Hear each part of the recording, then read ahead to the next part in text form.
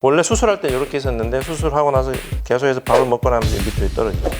이러면 고정을 했음에도 불구하고 아니면 수술하고 환자분들이 뭐 CT를 찍고 싶어도 안 찍어주는 경우가 사실 많아요. 패닉 상태에 빠지는 거예요. 이렇게 충격받은 분들한테는 꼭 설명을 해주는 게 있어요. 안녕하세요. 고품격 안면윤과 전문 방송 십바뼈 김태규입니다. 박수 치는 게 되게 어색해.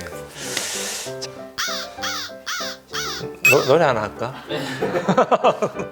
십바라바빠빠 십바라바빠뼈. 그냥 빠삐코 아닌가? 십바라바빠뼈 빠삐코 그럴걸. 이번에 방송할 주제는 광대 수술 후 뼈에 대한 부작용 중에서 가장 심각한 분류합. 사실은 지난번에도 찍었는데 이거 내가 아직 정리를 못했다. 10분만 더. 강도를 아닌데 이거는 해가 올게. 잠깐 있습니다. 이것도 좀 하고 올게. 된 것 같은데 뭐 어떡할고 사람 찍어봤습니다. 그만큼 중요한 거니까 설명을 잘 해드리고 싶어서 그런 건데, 그래서 오늘은 그 분류합에 대해서 설명을 하도록 하겠습니다. 광대 분류합 이런 거에 대한 설명을 하기 전에 광대뼈에 대해서 또 이해를 좀 해야 돼요. 첫 번째는 광대뼈라는 거는 교곤이라는 강력한 근육이 붙어 있어서 음식물을 씹을 때 그 교곤의 힘을 충분히 버틸 수 있는 역할을 해야 된다. 두 번째, 광대뼈 받치는 척도근이 지나가는 걸 가이드하는 역할을 합니다. 세 번째는 앞광대와 45도 광대 부분에 유지인대와 광대 근육이 붙어서 피부가 밑으로 처지지 않도록 지탱해주는 역할을 합니다. 요 세 가지가 광대의 중요한 역할이에요. 이걸 꼭 좀 이해를 하고 설명을 좀 들으시면 좋을 것 같아요. 나사에 대해서 묻는 분들이 많은데, 나사를 이용해서 뼈를 고정해 놓으면 뼈는 붙지 않고 그냥 나사 힘만으로 버틴다고 생각하는 분들이 꽤 많은데, 실제로는 그렇지 않고 나사를 이용해서 뼈를 가까이 맞닿게 고정해 놓으면 뼈끼리 직접적으로 연결이 돼서 붙죠. 기부스를 하거나 철심 같은 거 박으면 당연히 뼈가 붙는다고 생각하잖아요. 그거랑 똑같다 생각하시면 돼요. 물론 이제 일반적인 뼈는 4에서 6주 정도면 튼튼하게 붙는데, 광대뼈는 여러 가지 이유 때문에 붙는 시간이 좀 오래 걸리긴 해요. 보통 한 2, 3개월쯤 되면 어느 정도 강도 있게 붙으니까, 그리고 또 한 1년 정도 지나면 더 튼튼하고 더 넓게 붙습니다. 유합이라는 것 자체가 뼈끼리 서로 붙는다는 얘기잖아요. 분류합이라는 거는 말 그대로 서로 뼈가 직접적으로 연결되지 않고 떨어져 있는 거. 경우에 따른 중간에 뼈가 없을 수도 있고, 그런 경우를 분류합이라고 말합니다. 어떤 게 있을 수 있냐면, 이렇게 나사로 고정을 했는데도 뼈끼리 직접적으로 연결 안 되고 떨어져 있다. 그러면 그것도 분류합이에요. 이런 분류합은 사실은 눈으로 확인할 수는 없고 반드시 엑스레이나 CT를 찍어서 확인을 해야 돼요. 분류합에 관련된 증상 비슷한 게 있다 싶으면 언제든지 병원에 와서 꼭 영상 촬영을 하는 것을 추천합니다. 광대뼈라는 거는 일단 크기가 좀 작고 얇고 삼각동이라는 구조 때문에 비어있죠. 그 다음에 또 한 가지 중요한 특징은 교곤이라는 굉장히 강력한 근육이 뼈를 항상 잡아당기고 있고, 이런 환경에서 이제 뼈가 붙기를 기대하는 거예요. 그래서 일단은 뼈가 근본 두껍고 튼튼할수록 나사로 고정하는 힘을 잘 받고, 그리고 또 뼈의 단면이 넓기 때문에 빨리 튼튼하게 잘 붙어요.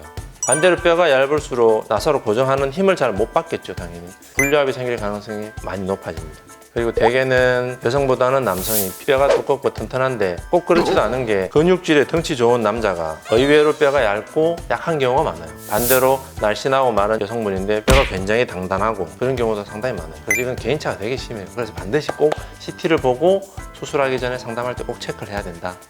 또 한 가지는 이제 윤곽을 조금 늦게 수술하러 오시는 분들이 물어보는 것 중에, 피부는 한 40대부터 본격적으로 많이 처지는데 그것처럼 뼈도 이제 약해지거나 얇아지거나 하지 않을까라고 물어보는 분들이 있는데, 개인이 가지고 있는 뼈의 성질은 5, 60대 정도까지 잘 유지되기 때문에 뼈에 대한 약해지거나 이런 건 걱정을 안 하셔도 될 것 같습니다.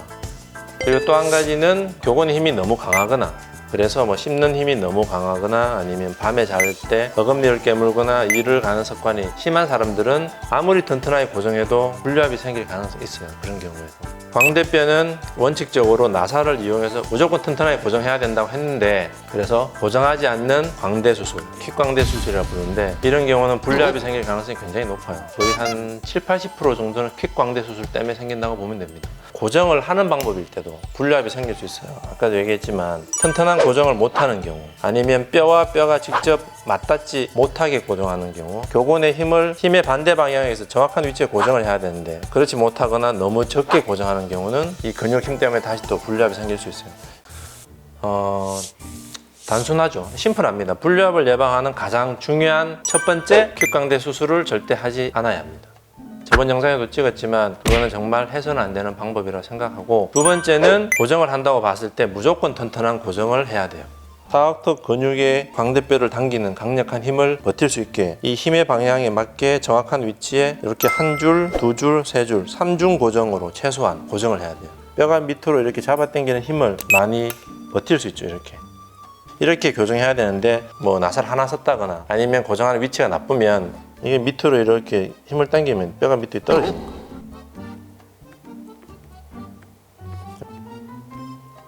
이러면 고정을 했음에도 불구하고 불류압이 생겨요. 그리고 뼈가 좀 얇거나 힘을 잘 못 받거나 이런 경우에는 절골 할 때 뼈를 1mm라도 더 적게 자르거나 4중, 5중까지 하더라도 무조건 튼튼하게 고정을 해야 돼요. 이게 가장 중요한 원칙입니다. 또 어떤 경우가 있냐면 나사를 이용해서 고정했잖아요. 근데 이러지 않고 철사를 이용해서 고정하는 분들도 있어요. 철사라는 거는 힘이 없어요. 절대 힘이 없습니다. 그거는 불류압을 막을 수도 없고 거의 고정 안 하는 거라고 보면 돼요. 그래서 철사를 이용해서 고정해서는 안 된다. 불류압이 그러면 생기면 어떤 증상들이 있을 수 있느냐, 평상시에도 좀 아프거나 뻐근하거나 뭐 불편할 수 있는 정도, 아니면 피부가 꺼지고 패이고 함몰되는 현상, 또 한 가지는 피부가 밑으로 처지는 현상. 크게 이 세 가지를 나눌 수 있어요. 불류압이 생기는 그 중에서 광대 위치에 따른 거를 좀 설명을 하자면, 광대 45도하고 앞광대 이 부분에서 생기는 경우에는 45도 이 부분에 불류압이 생기면 밥을 먹을 때마다 이렇게 계속해서 뼈가 움직일 거 아니에요, 그죠? 이러면서 이제 통증이 생길 수 있지. 불편할 수도 있고 뭐 찌릿찌릿하거나 뻐근할 수도 있고, 또 이렇게 만약에 뼈가 밑으로 좀 많이 떨어지는 경우에는 이런 부분에서 피부 함몰이 올 수가 있어요. 만지면 만져지기도 하고, 그리고 당연히 이렇게 뼈가 떨어지니까 피부가 같이 내려오니까 피부 처짐이 또 생깁니다. 반대로 귀 앞에서 불류압이 있는 경우, 이런 경우에는 조금 다른데, 이런 경우에는 광대 앞부분에서 튼튼한 고정이 되어 있으면 뒷부분에서는 사실은 별다른 이상이 없는 경우가 많아요.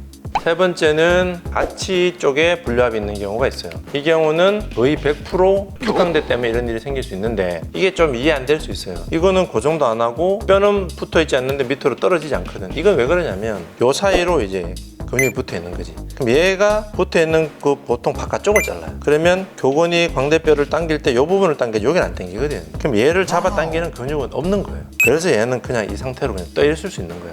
이런 경우가 사실 생각보다 많이 있습니다. 신기하게도 이런 경우에는 사실은 뭐 아프거나 통증이 있거나 뭐 불편하거나 이런 증상이 거의 없다고 생각하면 돼요. 공중에 떠 있을 뿐이고 뼈가 없어서 함몰 같은 게 있거나 피부가 좀 꺼져 보일 수는 있지만 증상은 없어요. 방금 이제 불류압의 증상에 대해서 설명을 몇 가지 부위별로 했는데, 이걸 전체적으로 정리해 보면 대부분의 불류압 때문에 증상이 생기는 경우는 앞광대와 45도 광대에서 불류압이 있을 때 발생합니다. 두 번째, 광대뼈라는 건 당연히 앞부분이랑 뒷부분이 각각 다 완전히 붙어 있는 게 원칙이지만, 정말 한쪽이라도 튼튼하게 고정되어 있으면 오히려 증상이 없는 경우가 많습니다. 불류압이 시간이 지나면 계속해서 더 처질 거라고 걱정할 수 있는데 대략적으로 이 정도에서 멈춥니다. 오랜 기간 동안 그대로 유지가 됩니다. 이것도 되게 좀 중요한 내용이에요.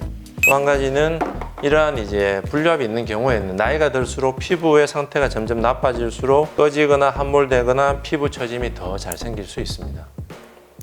이게 참 중요한데, 당연히 뼈가 떨어져 있는 거를 고정해서 뼈를 붙이는 게 당연히 원칙이에요. 그렇지만 이제 꼭 수술해야 되는 경우가 있을 텐데, 첫 번째, 불편한 증상이 있을 때, 그러니까 이를테면 아까 얘기했듯이 광대 45도 앞부분을 포함한 뼈가 불류압이 있을 때는 밥을 먹거나 음식을 씹을 때 통증이 있거나 불편하거나 이런 경우는 반드시 수술을 해야 돼요. 아니면 귀 앞부분에서 소리가 계속 나거나, 물론 여기에도 통증이 있을 수도 있고, 피부 처짐이 좀 심하거나 함몰이나 꺼짐이 심한 경우에도 수술이 필요하고, 그리고 또 한 가지 중요한 거는 본인이 심리적으로 불류압이라는 걸 알았을 때 불안과 공포 같은 심리적인 이유 때문에 불류압을 교정하기를 희망하는 경우, 불류압을 교정하는 방법은 제일 원칙은 다시 고정해 주는 겁니다. 고정해서 그걸 다시 뼈를 붙이는 방법이 첫 번째. 고정하는 방법도 입안으로 고정하는 게 있고 두피 절개를 통해서 머리 위로서 접근하는 경우가 있어요.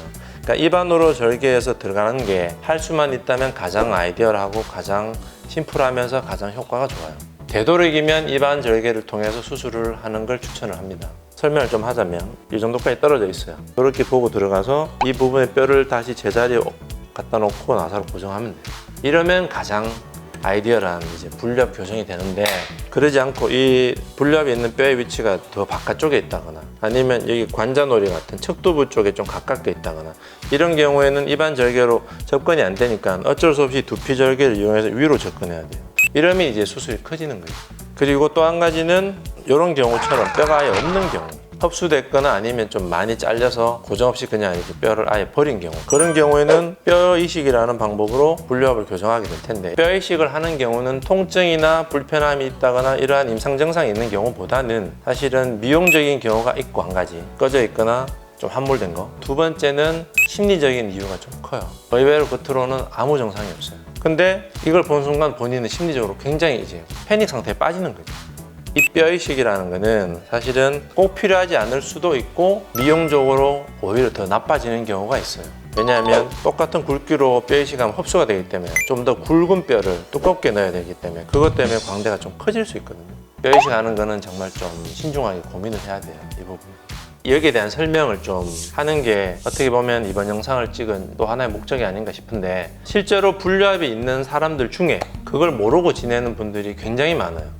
몇 가지 이유가 있는데, 첫 번째는 일단 증상이 없는 경우가 있고, 두 번째는 처음에는 좀 아프고 불편하고 소리가 났지만 좋아지는 경우가 대부분이기 때문에 넘어가는 경우가 있고, 또 한 가지는 퀵광대 수술 같은 하는 병원들이 보면 CT 장비가 없거나 아니면 수술하고 환자분들이 CT를 찍고 싶어도 안 찍어주는 경우가 사실은 많아요. 모르는 상태로 지나오는 거지. 그러다가 이제 우연한 기회에 CT를 찍게 됐다. 그때 분류압이 있다는 걸 알게 되고 그때부터는 아무 일도 못하는 거예요. 심리적인 큰 충격을 받습니다. 이렇게 충격받은 분들한테는 꼭 설명을 해주는 게 있어요. 제일 중요한 건 정상이에요. 잘 지내오다가 우연히 분류압이 있다는 걸 발견한 사람들은 일단 정상이 없는 거예요. 원칙적으로는 다시 고정해서 제 위치에 뼈를 붙여주는 게 맞지만, 정말 냉정하게 말하자면 이런 경우에는 수술을 하지 않아도 됩니다, 사실. 지금까지 잘 지내온 것처럼 앞으로도 아무 문제 없이 잘 지낼 가능성이 거의 대부분이기 때문에 입안 절개를 통해서 수술하는 경우는 그나마 간단한 편이지만, 예를 들어서 두피 절개를 해야 된다거나 아니면 뼈 이식까지 해서 분류압을 교정하려고 하는 경우는 정말 수술이 커지고 다른 생각하지 못한 부작용이 생길 수 있기 때문에 이런 경우는 정말 신중하게 고민해서 결정하기를 바랍니다.